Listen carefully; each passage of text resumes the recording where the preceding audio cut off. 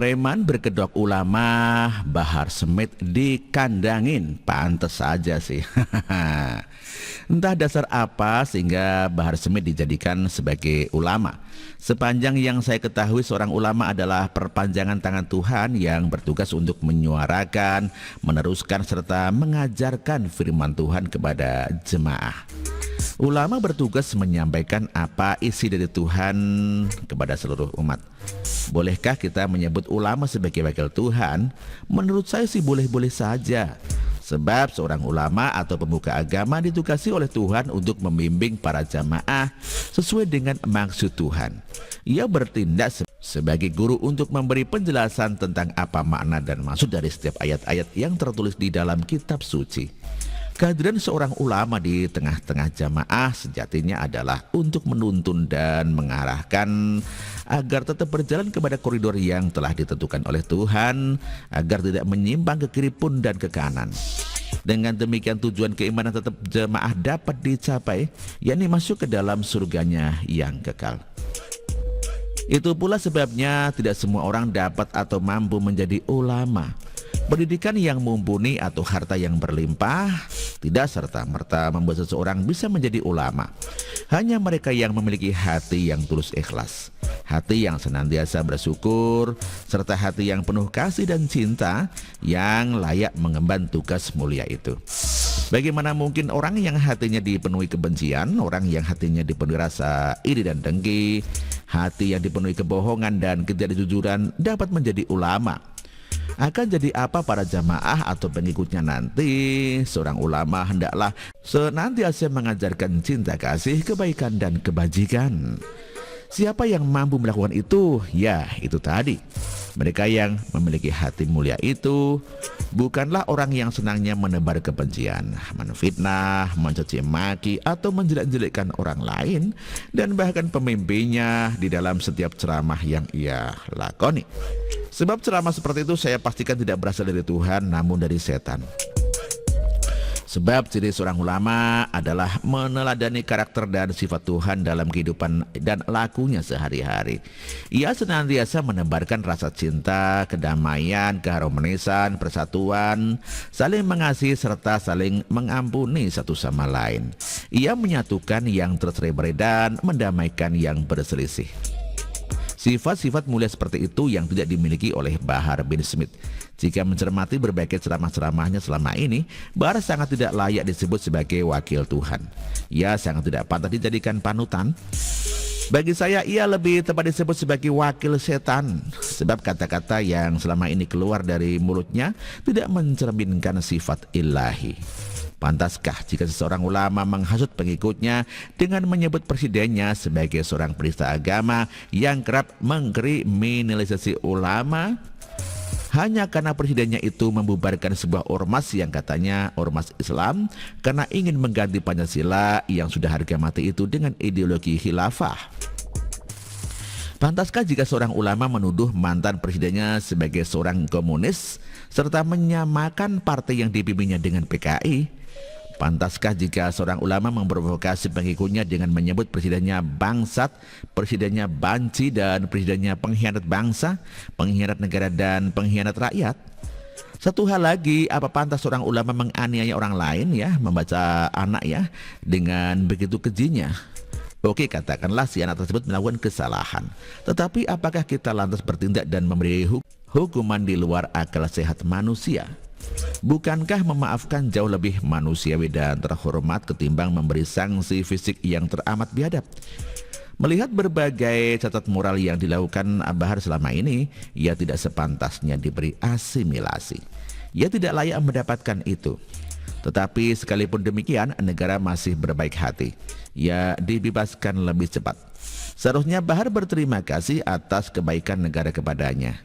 Sebab ia telah diberi kesempatan lebih awal untuk menghirup udara bebas.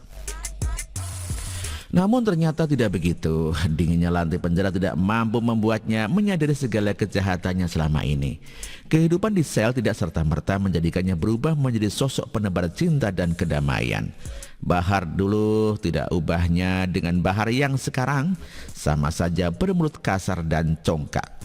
Berbagai hal yang ia telah sepakati untuk tidak dilanggar sebelum ia bebas, ternyata semua itu hanya manis di bibir saja. Segera setelah ia keluar, ribuan massa bergerombol menyambutnya.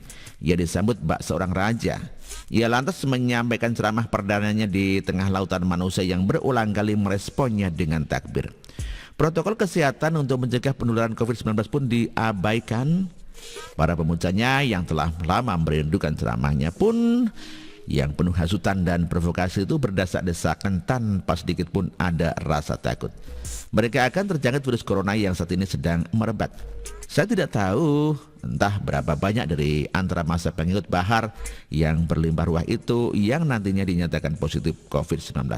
Kita tunggu saja. Jadi jika Bahar Smith kembali dikandangkan dan asimilasinya akhirnya dicabut, menurut saya itu sudah tepat. Biarlah ia busuk di penjara seperti yang ia pernah sampaikan sebelum ia dibui dulu. Mulutnya terlalu kasar, hatinya terlalu bengis dan tidak beradab pula. Ia hanyalah seorang penganiaya. Hanya mereka yang isi otaknya dipenuhi kotoran dan sampah yang menganggapnya sebagai pahlawan. Selamat bro, kamu pantas mendapatkannya.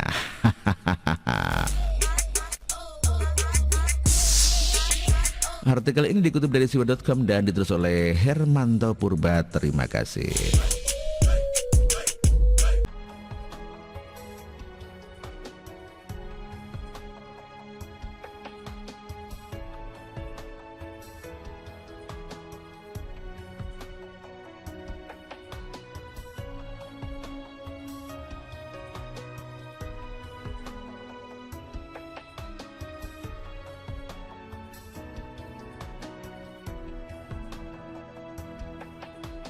Bersih, jujur dan merakyat,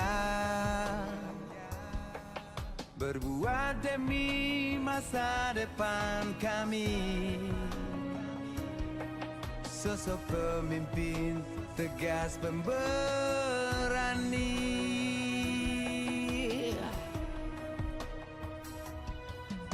Kamu tidak tergantikan,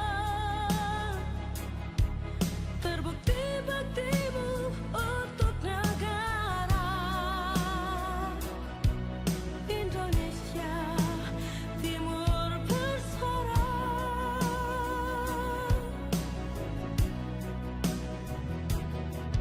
Siang dan malam kau bekerja demi anak bangsa. Jangan menyerah, rakyat mendukungmu. Bekerja nyata dan membangun tanpa kenal lelah. Tetap Jokowi 2 periode.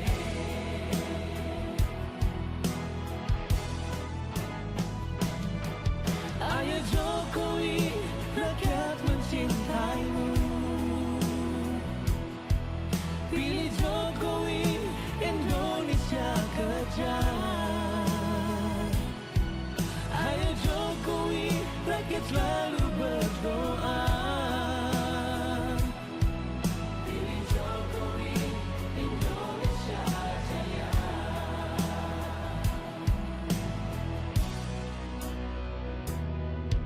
Siang dan malam kau bekerja demi anak bangsa. Jangan menyerah, rakyat mendukungmu. Bekerja nyata dan membangun tanpa kenal lelah. Tetap Jokowi 2 periode. Dulu Maluku Utara dianaktirikan. Dengan adanya Jokowi bekerja untuk membangun dan terus membangun. Sekarang kami Maluku Utara sudah menjadi anak sungguhan yang selalu diperhatikan. Jokowi, rakyat membutuhkanmu. Ayo Jokowi, rakyat mencintaimu. Pilih Jokowi, Indonesia kerja. Ayo Jokowi, rakyat Kan selalu berdoa. Pilih Jokowi, Indonesia